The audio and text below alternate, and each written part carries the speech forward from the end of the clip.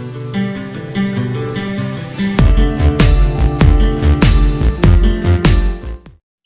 Everyone, I am Aman Khan and welcome to law aid by Aman.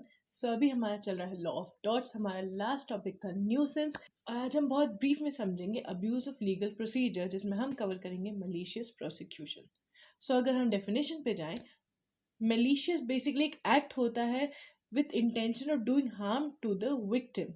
Yes, ill intentions के साथ या harm पहुंचाने के लिए, इल मोटिव के साथ अगर कोई एक्ट किया जाता है, वो मेलिशियस एक्ट होता है। ओके, प्रोसिक्यूशन होता है to conduct a legal proceeding, a criminal proceeding against a particular person. तो अगर हम इन दोनों को जोड़े तो वो क्रिमिनल प्रोसीडिंग जो कि एक इंसान दूसरे के अगेंस्ट चालू करता है in the court of law with malicious intentions, harmful intentions, not just to put law into effect, but उसका मोटिव malicious होता है, किसी को हार्म पहुंचाना होता है। यस, अब हम इसको देखते हैं थोड़ा डिटेल में कि एक्चुअली malicious prosecution होता क्या है। Yes, malicious prosecution basically it's defined as a judicial proceeding जो कि एक पर्सन इंस्टीट्यूट करता है against another person, judicial proceeding. Yes, from wrongful या इम्प्रॉपर मोटिव। मतलब उसका यहाँ मोटिव क्या है, या तो रॉन्गफुल है या तो इम्प्रॉपर है, सामने वाले को हर्ट करना है, कोई लीगल प्रोसीडिंग चालू करना नहीं, सिर्फ मेलिशियस इंटेंशंस है। And without probable cause to sustain it, मतलब उस पर्टिकुलर प्रोसीडिंग को सस्टेन करने के लिए उसके पास कोई प्रोबेबल कॉज भी नहीं है, लेकिन उसने सिर्फ एक रॉन्गफुल मोटिव के साथ वो प्रोसीडिंग्स इनिशिएट करी हैं। ये होता है हमारा मेलिशियस प्रोसिक्यूशन। यस, सो मेलिशियस प्रोसिक्यूशन को एस्टैब्लिश करने के लिए 5 एसेंशियल ज़रूरी होते हैं। एक पर्टिकुलर प्लेंटिफ को 5 चीज़ें प्रूव करनी होती है। पहला, that particular plaintiff was prosecuted bye the defendant. Yes. Second, कि वो जो प्रोसिक्यूशन है वो विदाउट एनी रीजनेबल या प्रोबेबल कॉज से हुआ है। तीसरा, जो डिफेंडेंट है he acted मेलिशियसली। Yes.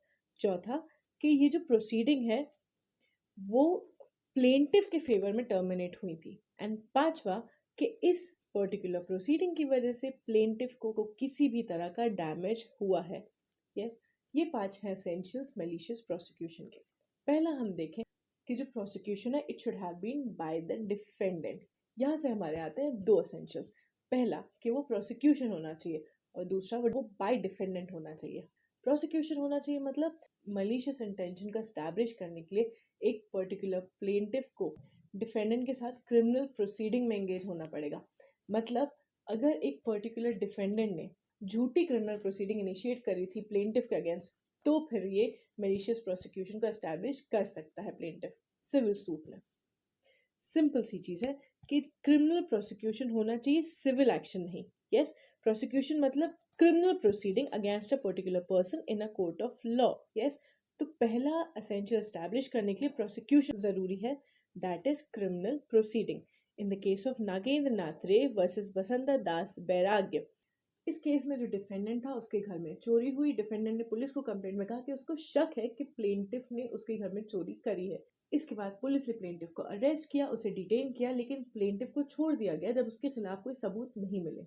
Now in a suit for malicious prosecution it was held कि it was not maintainable, the suit was not maintainable, क्योंकि ये प्रोसिक्यूशन नहीं था। सिर्फ अगर एक पुलिस अरेस्ट कर लेती तो वो पार्ट ऑफ पुलिस प्रोसीडिंग है, एंड प्रोसिक्यूशन और पुलिस प्रोसीडिंग दोनों सेम चीजें नहीं है, तो defendant was not held liable in this case.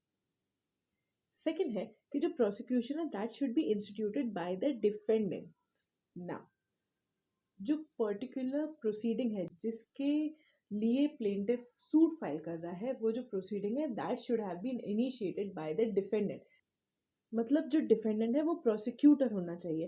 Prosecutor वो इंसान होता है जो एक्टिवली पार्टिसिपेट करता है in putting the law in force. Yes, although जो क्रिमिनल प्रोसीडिंग होती है वो स्टेट के नाम पे होती है, लेकिन मलिशियस प्रोसिक्यूशन के लिए एक जो प्रोसिक्यूटर होता है वो इंसान होता है जो प्रोसीडिंग्स को इनिशिएट करता है। अगर एक पर्टिकुलर इंसान सिर्फ इंफॉर्मेशन दे रहा है तो उससे इनिशिएट करना नहीं कहेंगे। प्रोसिक्यूटर वो इंसान होता है जो इंस्टिगेट करता है, जो एक्टिवली पार्टिसिपेट करता है। Yes, now in the case of Dattatreya Pandurang Datar versus Hari Keshav, ये केस है 1949 का।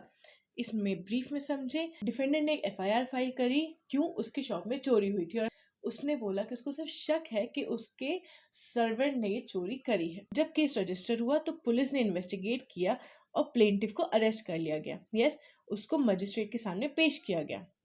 मजिस्ट्रेट ने उसको पुलिस कस्टडी में रखा। On investigation police found out कि प्लेंटिफ के अगेंस्ट कोई सफिशिएंट एविडेंस नहीं है, तो बेल बॉन्ड जो था वो कैंसिल कर दिया गया और जो अक्यूज जो था, जो प्लेंटिफ था, उसको डिस्चार्ज कर दिया गया। अब इसके बाद प्लेंटिफ ने डिफेंडेंट को मेलिशियस प्रोसिक्यूशन के लिए सू करा।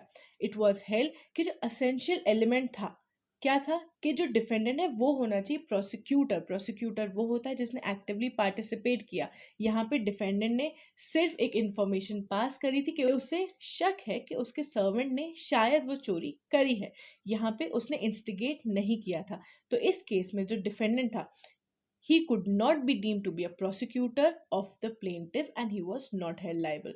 Yes, तो यहाँ हमें ये समझ में आता है कि सिर्फ अगर एक इंफॉर्मेशन दे रहा है कोई पर्टिकुलर इंसान, तो उसको हम प्रोसिक्यूटर नहीं कहेंगे, उसे सिर्फ इंफॉर्मेशन देना कहेंगे। प्रोसिक्यूटर वो इंसान होता है जो एक्टिवली पार्टिसिपेट करता है इन अ क्रिमिनल प्रोसीडिंग। हमारा सेकंड एसेंशियल है absence of reasonable and probable cause. ना, रीजनेबल प्रोबेबल कॉज तब होता है जब एक पर्टिकुलर डिफेंडेंट के पास सफिशिएंट ग्राउंड हो ये समझने के लिए कि जो प्लेंटिफ था, he is probably guilty of the crime that he is been imputed with. कि जब एक पर्टिकुलर इंसान को, जब एक प्रूडेंट नॉर्मल रीजनेबल इंसान को उस सर्कमस्टांसेस में रखा जाए तो उसको भी वही चीजें लगे जो कि डिफेंडेंट को लगी थी।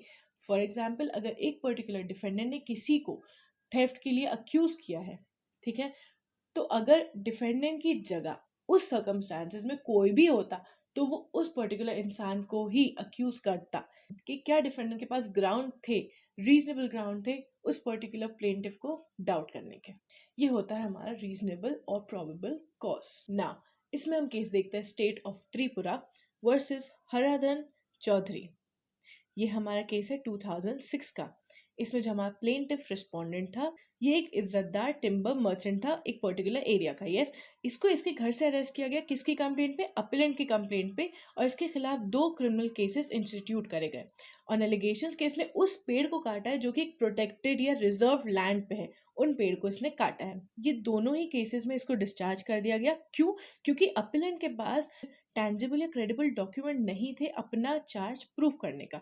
इट वॉज हेल्ड कि ये जो प्रोसिक्यूशन था ये मैलिफाइड इंटेंशंस के साथ हुआ था, leading to a malicious prosecution. इसलिए जो गुवाहाटी हाई कोर्ट था उसने प्लेंटिफ का क्लेम जो था वो अपहेल्ड किया और उसको 25,000 के डैमेजेस प्रोवाइड किए। नाउ अगर हम दूसरा case, that was what versus white, ये केस है 1816 का। इस केस में जो डिफेंडेंट था उसने ये देखा कि जो प्लेंटिफ है उसके वॉफ पे कुछ सैक्स पड़े हैं, कुछ बोरियां पड़ी हैं जो कुछ नई है और कुछ पुरानी है। जो नई है उन पे उसके मार्क है लेकिन पुरानी वालियों पे मार्क नहीं है। यहाँ पे जो डिफेंडेंट था उसे क्या लगा कि ये जो बोरियां हैं वो उसकी हैं and hence he charge the plaintiff for theft before a magistrate. इस केस में जो प्लेंटिफ था वो अक्विट कर दिया गया। उसके बाद उसने डिफेंडेंट को सू करा for malicious prosecution. It was held क्योंकि कुछ बोरियां नहीं थी इसलिए डिफेंडेंट के पास एक रीजनेबल या प्रोबेबल ग्राउंड था ये बिलीव करने का कि हो सकता है कि प्लेंटिफ ने उसकी बोरियां चुराई हैं। Therefore, the defendant was not held liable in this case. तो यहाँ हमने 2 अलग अलग सिनेरियोज देख लिए। पहले केस में डिफेंडेंट के पास एक प्रोबेबल या रीजनेबल ग्राउंड नहीं था, लेकिन दूसरे केस में उस पर्टिकुलर डिफेंडेंट के पास रीजनेबल ग्राउंड था to believe on his facts. Yes, now third and I feel the most important essential is malice.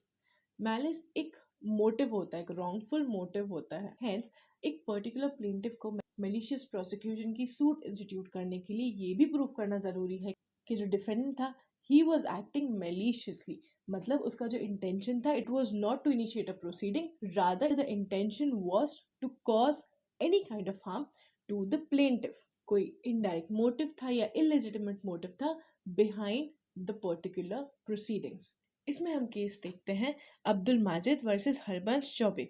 ये है 1974 का केस। यस, तो हमारा जो प्लेंटिफ था he was prosecuted under section 412 of IPC.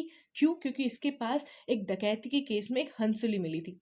Now defendant number 1 जो है स्टेशन ऑफिसर पुलिस स्टेशन का, उसने 2 और लोगों के साथ कंस्पायर किया था और ये पूरी स्टोरी फैब्रिकेट करी थी अगेंस्ट द प्लेंटिफ।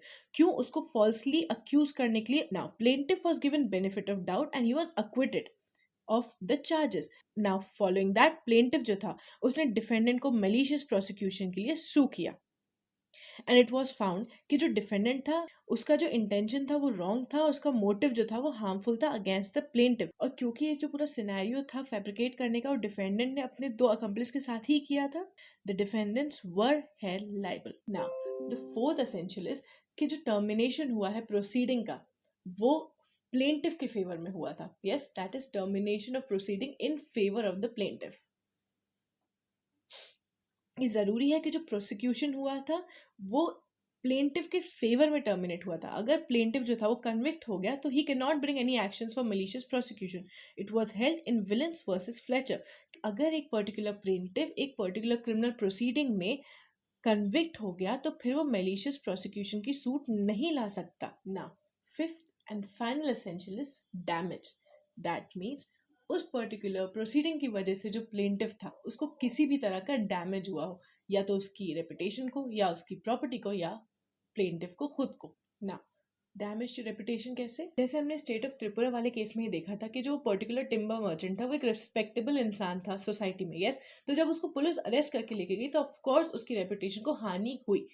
यहाँ हुआ उसका damage to reputation. Damage to person कैसे?